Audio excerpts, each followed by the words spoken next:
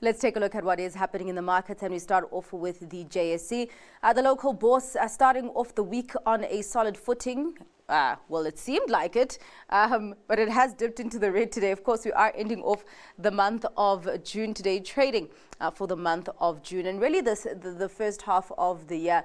And I guess really what's happened today, where the JSE was trading in the green for most of the day, now dipping into the red, is really a reflection of the volatility that we have seen in the markets over the last 6 months. So the all share ending off the month on in red territory, declining by more than 1/10%. Has it declined though? Because all those indices are in the green. Anyway, I'll come back to you on that at 6. There we go. There, I knew there was something weird there.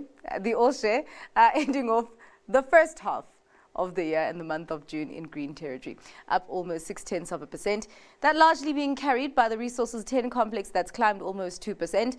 Financial 15 ticking up by 0.5%, and the Industrial 25 with a slight gain, just 0.05% above that flat line. Let's take a look at what is happening with the market stateside, and those bourses are trading at record highs. But in the political arena, we do have a focus on Trump's divisive spending bill.